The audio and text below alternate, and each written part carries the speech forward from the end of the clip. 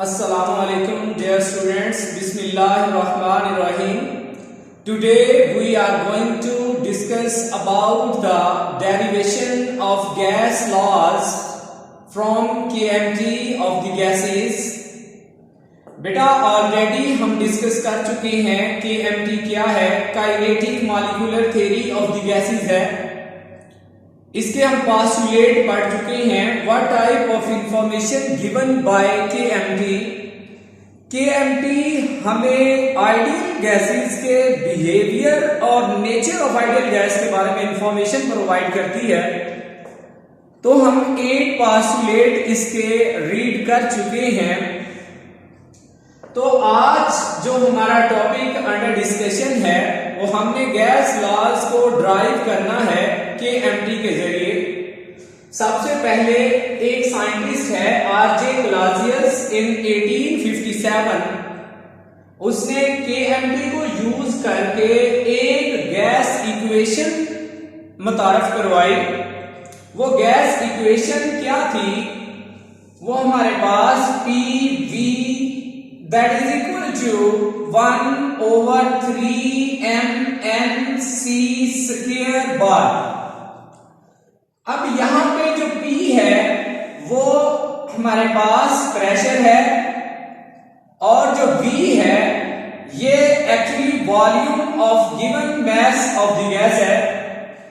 अब यहां पे जो स्मॉल m लिखा गया है ये रिप्रेजेंट करता है mass of one molecule of gas.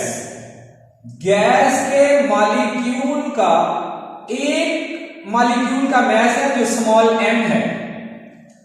यह हमारे पास जो गैस कंटेनर में मौजूद है उसमें अगर हम एक मॉलिक्यूल का मास देखें तो वो बेटा m है जो कि स्मॉल m है। अब यहां पे जो कैपिटल N है ये कैपिटल N रिप्रेजेंट कर रहा है जो कंटेनर के अंदर total number of molecules present है। टोटल नंबर ऑफ मॉलिक्यूल्स को रिप्रेजेंट करता है कैपिटल N। अगर आपके पास गैस का 1 मोल है, अगर आपके पास गैस का 1 मोल है उसमें Avogadro's number of molecules of that gas present होंगे। इसलिए फिर 1 मोल में जो टोटल नंबर ऑफ मॉलिक्यूल्स होंगे वो इक्वल होंगे 6.02 into 10 raised to power 23 molecules. अब यहां पे जो C है ये C एक्चुअली रिप्रेजेंट कर रहा है कंटेनर के अंदर जो गैस के मॉलिक्यूल्स हैं जिस स्पीड के साथ वो मूव कर रहे हैं ये उनकी मीन स्क्वायर वेलोसिटी को रिप्रेजेंट कर रहा है। ये एक्चुअली मीन स्क्वायर वेलोसिटी है, mean square velocity of that gas molecules. Next हम फर्स्ट लॉ को ड्राइव करेंगे। जो फर्स्ट लॉ है वो बॉयल्स लॉ है। इसको ड्राइव करने से पहले आपको बॉयल्स लॉ का जो क्वांटिटेटिव रिलेशनशिप है या हमारे पास मैथमेटिकल फॉर्म है उसका आइडिया होना चाहिए। यहां पे हम लिख सकते हैं कि जो mathematical form of Boyle's law है वो किसके इक्वल है? ये इक्वल होती है PV is equal to constant the product of applied pressure and given mass of the gas is remains constant at constant number of moles and temperature। इसका मतलब है बॉयल्स लॉ में 2 क्वांटिटीज हैं जो वेरिएबल हैं और जो 2 क्वांटिटीज हैं वो कांस्टेंट हैं। यहां पे n number of moles constant है, यहां पे T टेम्परेचर है कांस्टेंट है, यहां पे वॉल्यूम और प्रेशर में इनवर्स रिलेशन है तो ये हमारे पास मैथमेटिकल रिलेशनशिप है बॉयल्स लॉ का। अब हम यहां पे डिस्कस करेंगे अकॉर्डिंग टू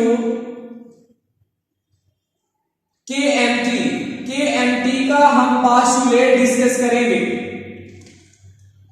लास्ट जो पास्टुलेट था केएमटी का वो हमारे पास था एवरेज काइनेटिक एनर्जी। हम लिख सकते हैं average kinetic energy of gas molecules की जो काइनेटिक एनर्जी है वो डायरेक्टली प्रोपोर्शनल होती है। किसके डायरेक्टली प्रोपोर्शनल होती है? Directly proportional to absolute temperature. Absolute temperature के डायरेक्टली प्रोपोर्शनल होती है। अगर हम इसको ऐसे भी लिख सकते हैं कि काइनेटिक एनर्जी डायरेक्टली प्रोपोर्शनल है absolute temperature. Absolute temperature means kelvin temperature. Kelvin temperature में वैल्यू डिस्कस करेंगे तो हमारे पास एब्सोल्यूट टेम्परेचर कहलाएगा। अब काइनेटिक एनर्जी है। काइनेटिक एनर्जी मॉलिक्यूल की इंक्रीज तब होगी जब हम केल्विन में टेम्परेचर को रेज करेंगे। अब क्वेश्चन ये है कि काइनेटिक एनर्जी हमारे पास क्या है। यहां पे हम देख सकते हैं कि अगर हमारे पास मैक्रो पार्टिकल है, मैक्रो पार्टिकल का मतलब क्या है कि अगर आपके पास कोई कार है और इसकी आपने काइनेटिक एनर्जी बतानी है तो आप सिंपली इसका मास कैलकुलेट करेंगे और इसकी वेलोसिटी कैलकुलेट करेंगे और रिलेशन लिख देंगे kinetic energy is equal to 1/2 mv²। ये हमारे पास तब केस है जब एक पार्टिकल है और वो मैक्रो पार्टिकल है। अब मैक्रो में तो आपको क्लियर कट पता है कि टोटल इसका मास m है और जिस स्पीड के साथ मूव कर रही है वो इसकी वेलोसिटी है, इसलिए काइनेटिक एनर्जी इसकी इक्वल होगी 1/2 mv²। लेकिन यहां पे हमारे पास कुछ सिचुएशन और है। कैसे? यहां पे हमारे पास बेटा एक कंटेनर है या वेसल है, उसके अंदर गैस के मॉलिक्यूल्स मौजूद हैं, ये रैंडमली मूव कर रहे हैं। अब इस गैस में यहां पे ये माइक्रो पार्टिकल्स हैं, मैक्रो नहीं है, माइक्रो पार्टिकल्स हैं।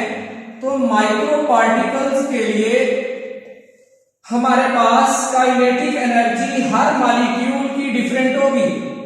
अब ये एक मॉलिक्यूल ऑफ गैस है, इस एक मॉलिक्यूल का मास स्मॉल m है और यहां पे total number of molecule of gas है वो हमारे पास n है। अब अगर हम इसको लिखना चाहें kinetic energy of gas molecules which is equal to kinetic energy that is equal to m और इसको मल्टीप्लाई करेंगे n के साथ। और बेटा अब जितनी स्पीड के साथ ये गैस के मॉलिक्यूल मूव कर रहे हैं हम इनकी मीन स्क्वायर वेलोसिटी निकालेंगे। वो मीन स्क्वायर वेलोसिटी एक मॉलिक्यूल की कितनी होगी? वो होगी c² बार। तो अब यहां पे जो हमारे पास फैक्टर ये जो टोटल मास वाला है जिसको हमने स्मॉल m से रिप्रेजेंट किया है, ये अकोमोडेट करता है किसको? ये जो स्मॉल m एक मॉलिक्यूल का मास और n total number of molecules of that gas which are present in that vessel or container। अब हम लिख सकते हैं कि ये जो काइनेटिक एनर्जी आपके पास है, kinetic energy is equal to putting this value 1/2 mnc² bar. which is directly proportional to the absolute temperature। ये एब्सोल्यूट टेम्परेचर के डायरेक्टली प्रोपोर्शनल है। अगर हम इसको दोबारा लिखें 1/2 mNc² बार डायरेक्टली प्रोपोर्शनल है टेम्परेचर के। अगर हम प्रोपोर्शनैलिटी साइन खत्म करते हैं तो हमें यहां पे कोई कांस्टेंट लगाना पड़ेगा mNc² bar that is equal to kT। अब ये जो आपके पास एक इक्वेशन आई है इसको हमने इक्वेशन नंबर 1 कह दिया। ये इक्वेशन नंबर 1 है। अब नेक्स्ट अगर हम देखें तो हमारे पास जो क्लासियस की इक्वेशन है, क्लासियस की इक्वेशन वो किसके इक्वल है?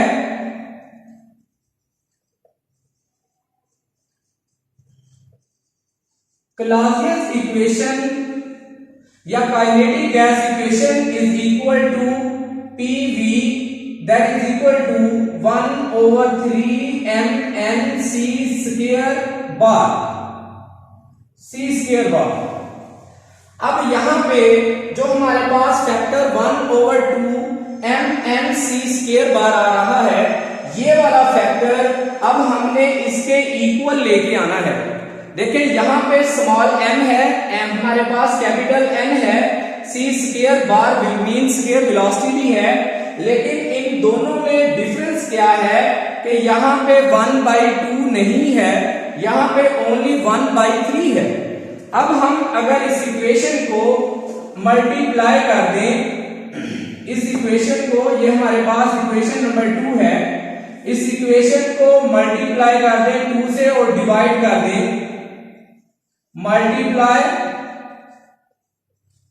and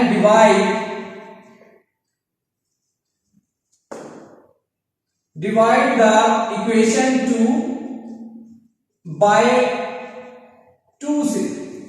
हमने इक्वेशन नंबर 2 को 2 से डिवाइड करना है और मल्टीप्लाई भी करना है। PV is equal to 2 multiply 2 divide 1/3 mNc² bar.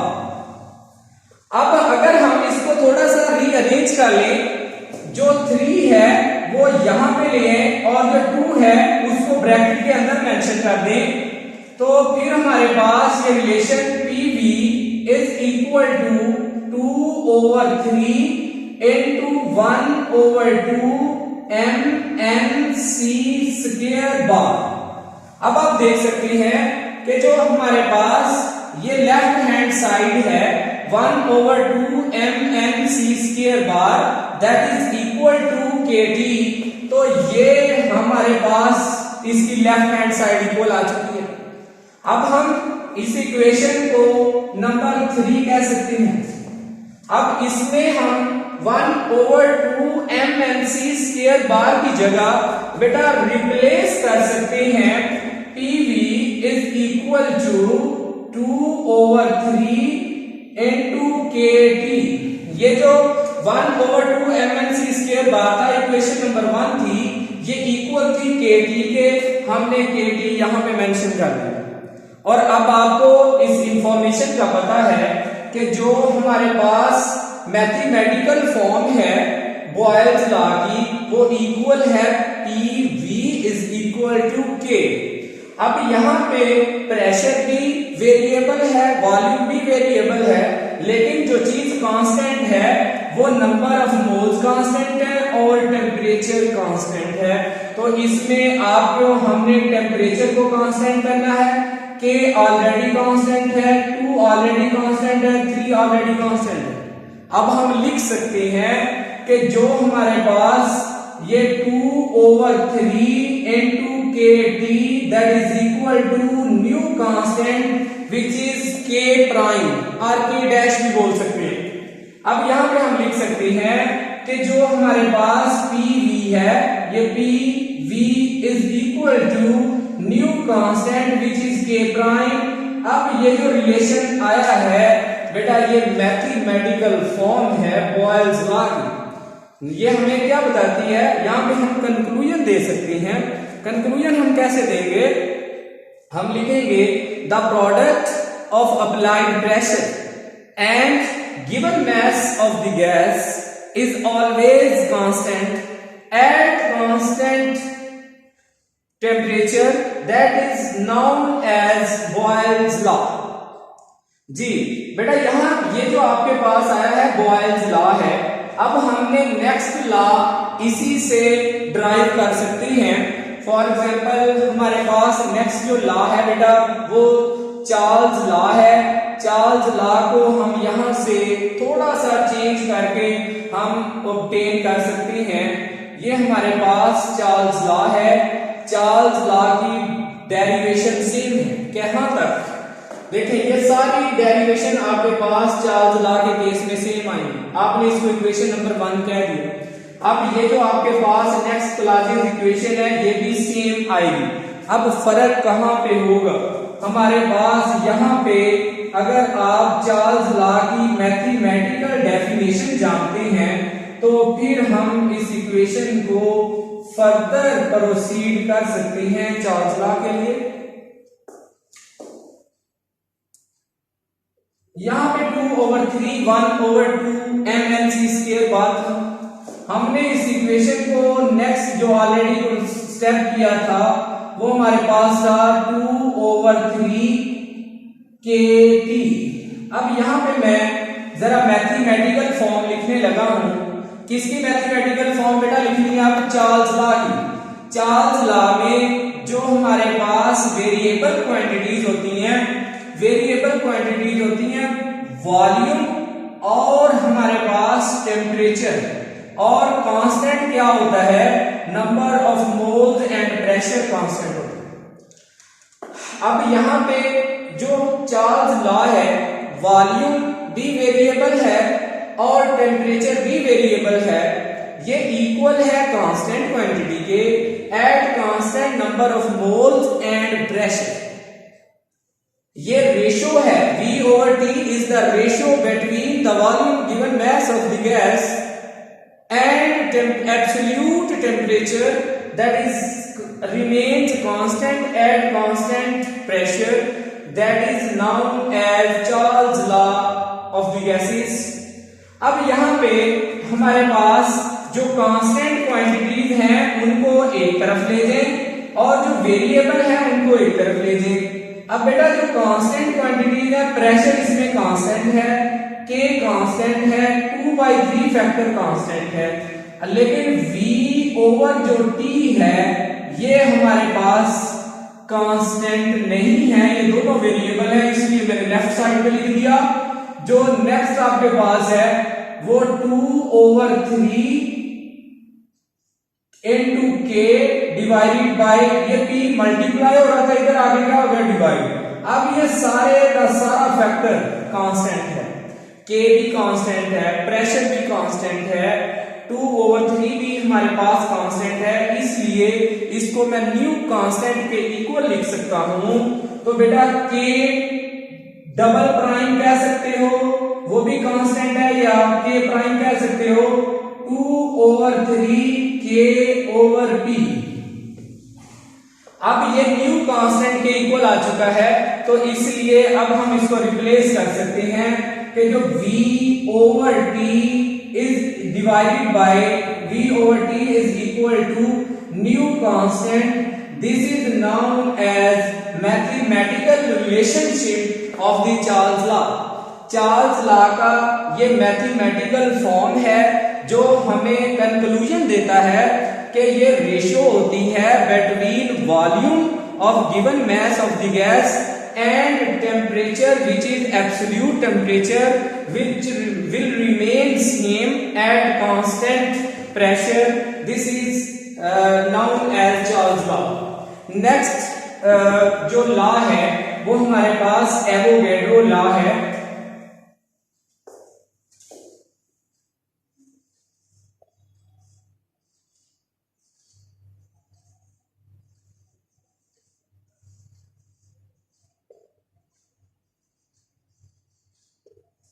Yes बेटा, एवोगैड्रोस लॉ के बारे में हम क्या जानते हैं? एवोगैड्रोस लॉ को ड्राइव करने से पहले हमें एवोगैड्रो लॉ की डेफिनेशन या उसका पर्पस, उसकी स्टेटमेंट के बारे में जानना बहुत जरूरी है। अब मैं यहाँ पे कंसीडर करता हूँ कि मेरे पास यहाँ पे दो सिलेंडर हैं या वेसल हैं, उनमें दो डिफरेंट गैसेस हैं। अब यहाँ पे हमारे पास दो कंटेनर हैं, इसमें हमने अलग गैस प्लेस की है। फॉर एग्जांपल इसमें मैंने गैस प्लेस की है, एंटर की है CH4। इस कंटेनर में गैस हमारे पास ऑक्सीजन है। ऑक्सीजन का मास डिफरेंट है, मीथेन गैस का मॉलिक्यूलर मास डिफरेंट है। अब लेकिन आपने कंडीशन सेम रखनी है, जो हमारे पास प्रेशर है वो दोनों का सेम होना चाहिए, जो टेम्परेचर है वो भी सेम होना चाहिए, जो वॉल्यूम है वो भी दोनों गैसेस का सेम होना चाहिए। अब देखिए हमारे पास अगर हम प्रेशर सेम रख दें, हम टेम्परेचर सेम एडजस्ट कर दें, हम वॉल्यूम सेम ले लें। वॉल्यूम सेम का मतलब क्या है? अगर आपने इस गैस के 20 सेंटीमीटर क्यूब लिया है तो इसका भी आप 20 सेंटीमीटर क्यूब लेंगे तो वो इक्वल वॉल्यूम कहलाएगा। अगर ये तीन फैक्टर आप कांस्टेंट कर देंगे, आप सेम कर देंगे, फिर हमारे पास जो फोर्थ फैक्टर है जिसको n से रिप्रेजेंट किया जाता है, जो नंबर ऑफ मोल्स कहलाता है या नंबर ऑफ मॉलिक्यूल्स हमारे पास वो सेम होंगे। n इज इक्वल टू जो मॉलिक्यूल्स हैं वो हमारे पास सेम मॉलिक्यूल्स आएंगे, सेम नंबर ऑफ मॉलिक्यूल्स होंगे। शर्त ये है कि ये तीन फैक्टर क्या होने चाहिए? सेम होने चाहिए। अगर ये तीन फैक्टर सेम है तो फोर्थ वाला फैक्टर जो नंबर ऑफ मोल्स हैं या नंबर ऑफ मॉलिक्यूल्स हैं वो हमारे पास क्या होंगे? सेम होंगे दोनों गैसेस के। अब हम इसको प्रॉपर देखते हैं कि हमारे पास अगर सपोज करते हैं हमारे पास दो गैसेस हैं, वो इन दो कंटेनर्स में मौजूद हैं। एक गैस हमारे पास गैस 1 है, इसको हम नेम मेंशन कर देते हैं गैस 1, और ये हमारे पास जो गैस है ये एक्चुअली गैस 2 है।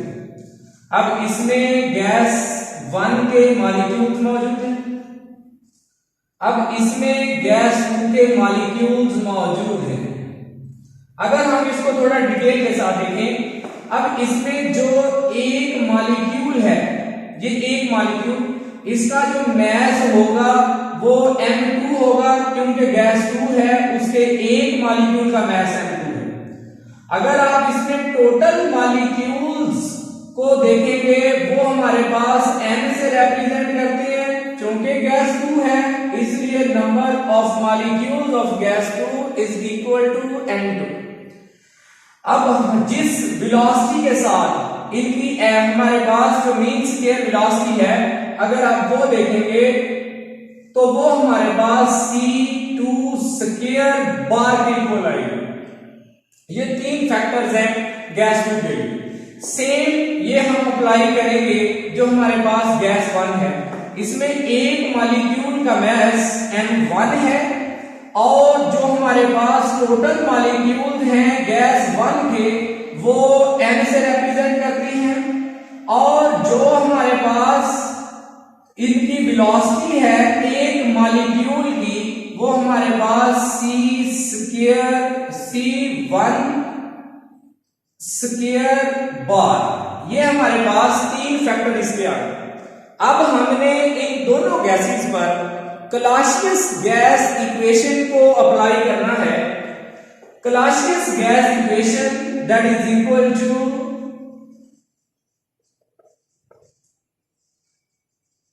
क्लासियस गैस इक्वेशन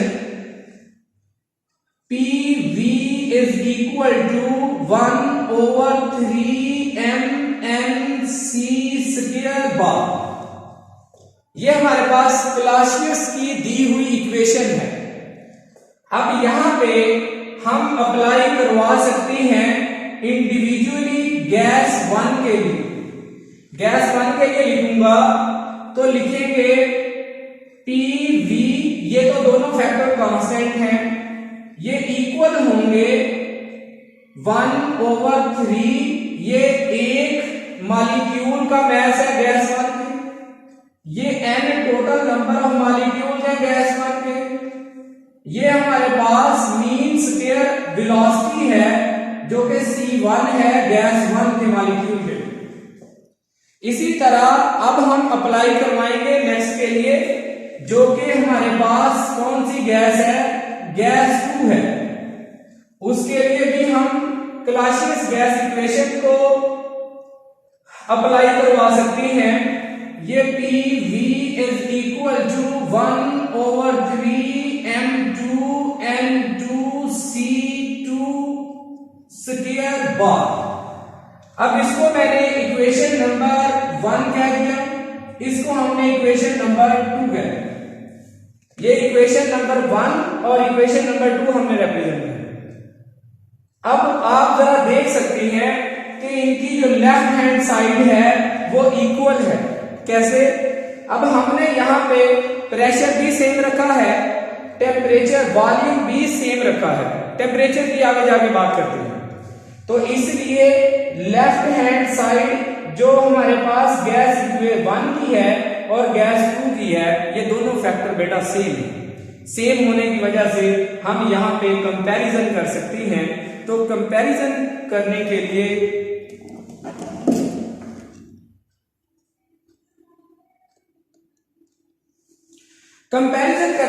बेटा हम यहां पे कह सकते हैं कि इक्वेटिंग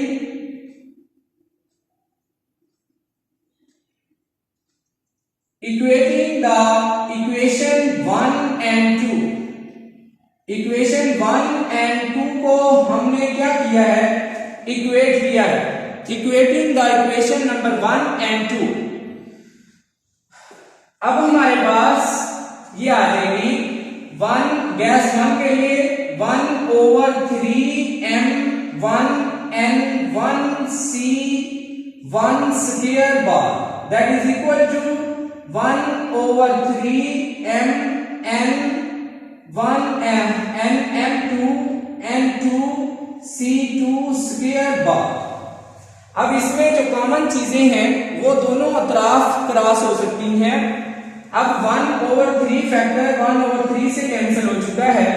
अब जो रिमेनिंग पार्ट है वो हमारे पास M1N1 C1 square bar, that is equal to M2N2 C2 square bar. अब ये हमारे पास अभी तक हमने दो फैक्टर डिस्कस किए हैं, एक प्रेशर सेम और एक हमारे पास वॉल्यूम सेम। अब जो तीसरे वाला फैक्टर है जिसको हमने टेम्परेचर का नाम दिया है, तो ये भी हमारे पास कांस्टेंट है। तो एट कांस्टेंट टेम्परेचर पर दोनों गैसेस का कांस्टेंट टेम्परेचर है, तो दोनों गैसेस की जो काइनेटिक एनर्जी होगी एक मॉलिक्यूल के लिए, हम लिखेंगे यहां पे ये बात याद रखिएगा कि जो काइनेटिक एनर्जी फॉर 1 मॉलिक्यूल, एक मॉलिक्यूल के लिए जो काइनेटिक एनर्जी होगी वो किसके इक्वल होगी। कंडीशन आप बार बार देख सकते हैं कि जो टेम्परेचर है वो हमारे पास सेम है, टेम्परेचर सेम पे दोनों गैसेस के मॉलिक्यूल्स की काइनेटिक एनर्जी सेम होगी, सेम टेम्परेचर पर। अब एक मॉलिक्यूल में अगर हम देखें इसकी जो हमारे पास मीन स्क्वायर वेलोसिटी होगी एक मॉलिक्यूल की, तो वो हमारे पास होगी kinetic energy is equal to 1/2 M1 C1 square bar. ये किसके लिए होगी, ये हमारे पास गैस 1 के लिए है, ये गैस 1 के लिए। इसी तरह हमारे पास गैस 2 के लिए होगी, उसकी काइनेटिक एनर्जी भी सेम होगी एक मॉलिक्यूल के लिए, जो मीन स्क्वायर हमारे पास वेलोसिटी है, काइनेटिक एनर्जी है वो M2 C2 स्क्वायर बार। अब इन इक्वेशंस को, ये हमारे पास जो इक्वेशन है ये 3 है और ये इक्वेशन नंबर 4 है, ये इक्वेशन नंबर 5 है।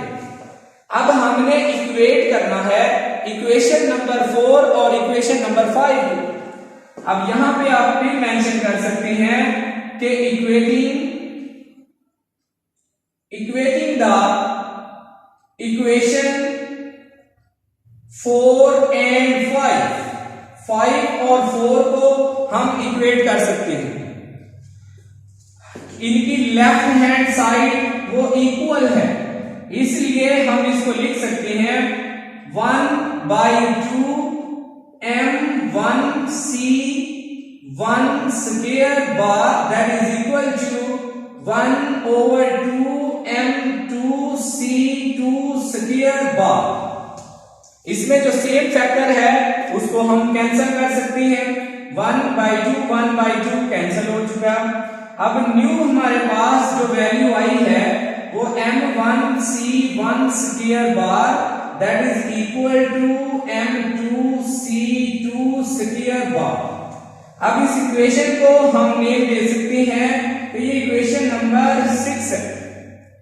अब इक्वेशन नंबर 6 हमारे पास है और हमारे पास इक्वेशन नंबर 3 है।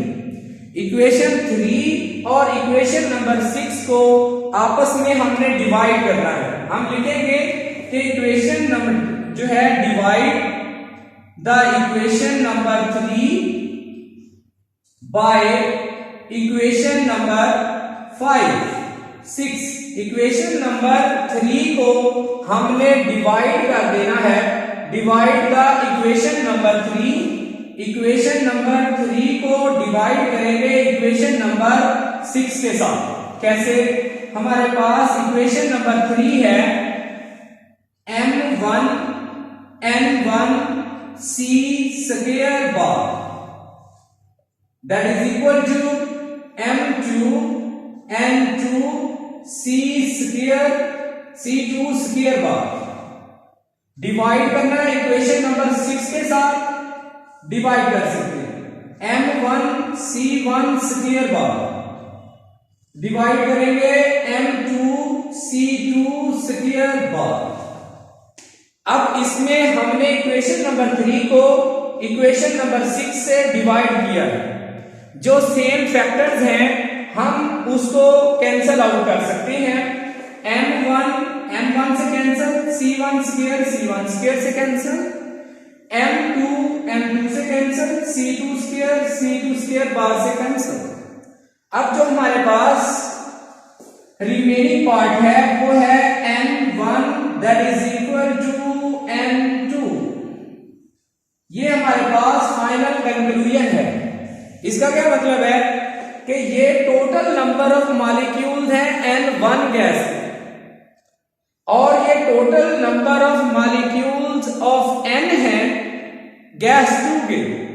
इसका मतलब है कि जो गैस 1 के नंबर ऑफ मॉलिक्यूल्स हैं वो इक्वल हैं, वो बराबर हैं किसके हैं? जो गैस 2 के नंबर ऑफ टोटल मॉलिक्यूल्स हैं। अब यहां पे हमने एक फैक्टर डिस्कस किया था जिसमें हमने देखा कि प्रेशर को सेम रखने से, टेम्परेचर को कांस्टेंट करने से, वॉल्यूम सेम क्वांटिटी में दोनों डिफरेंट गैसेस का लेने से उसमें जो फोर्थ वाला फैक्टर है सेम नंबर ऑफ मॉलिक्यूल्स दोनों गैसेस के एक होंगे, इकट्ठे होंगे, सेम होंगे। तो ओके बेटा, आज जो हमने डिस्कस किया है वो हमने actually derivation of gas laws from the KMT किया है। हमने बॉयल्स लॉ को ड्राइव किया है from the Clausius gas equation. हमने चार्ल्स लॉ को ड्राइव किया है by using Clausius equation. And also finally जो हमने ड्राइव किया है एवोगैड्रोस लॉ है वो भी हमने यूज किया है जो क्लासियस गैस इक्वेशन है।